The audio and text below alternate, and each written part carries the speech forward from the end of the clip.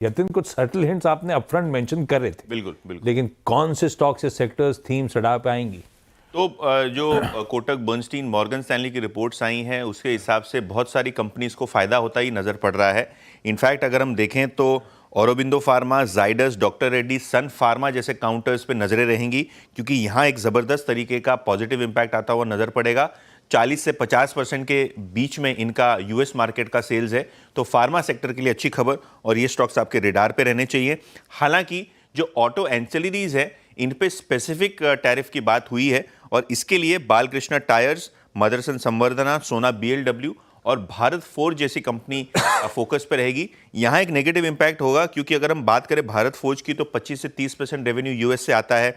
मदरसन के लिए और बालकृष्ण इंडस्ट्रीज के लिए ये एक्सपोजर लगभग 20% का है। और अगर हम टाटा मोटर्स की बात करें तो यहाँ जेएलआर के 25% से ज़्यादा जो है वॉल्यूम्स आते हैं।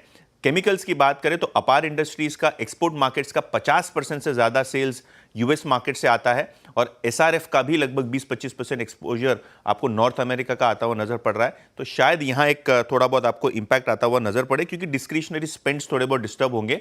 ओवरऑल जैसे कि मैंने कहा, आईटी के लिए न्यूट्रल है और फार्मा के लिए पॉजिटिव ये चीज़ें उभर के आ रही हैं।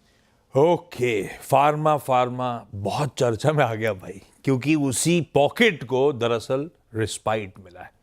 हर जगह टैरिफ्स लगे, फार्मा स्पेसिफिकली मेंशन्ड कि अभी फिलहाल के लिए टैरिफ इंपोज नहीं करेंगे। हम यूएस पे लगाते हैं 10%, रेसिप्रोकल लगनी थी 10%। उसकी स्ट्रीट ने तो तैयारी कर ली थी पर वो लगी नहीं है, इसीलिए फार्मा की इतनी चर्चा हो रही है। श्रेया से जान लेते हैं फार्मा सेंट्रिक जो ब्रोकरेजेस आई हैं वो कह क्या रही है। Shreya, good morning. Good morning and good morning everyone. बिल्कुल, अभी हमने यतिन जी को भी सुना, मैक्सिमम ब्रोकरेजेस आप देखिए बुलिश नजर आ रहे हैं फार्मा सेक्टर को लेकर।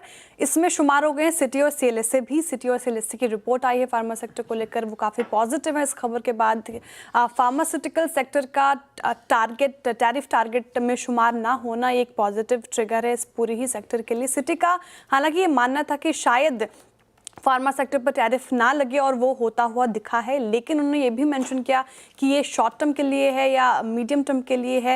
ये छूट कब तक और कितने समय तक रह सकती है ये भी तस्वीर साफ नहीं है, लेकिन जो खबर आई है वो पॉजिटिव है। वहीं सीएलएसए का मानना है कि यूएस ने ब्रॉडली 26% का टैरिफ लगाया है भारत पर, 10% का बेस टैरिफ सभी देशों पर लगा है और 10% का टैरिफ हम स्ट्रीट ये मानकर चल रहा था कि फार्मा सेक्टर पर लगेगा, लेकिन वो होता हुआ दिखा नहीं, तो ये पॉजिटिव है।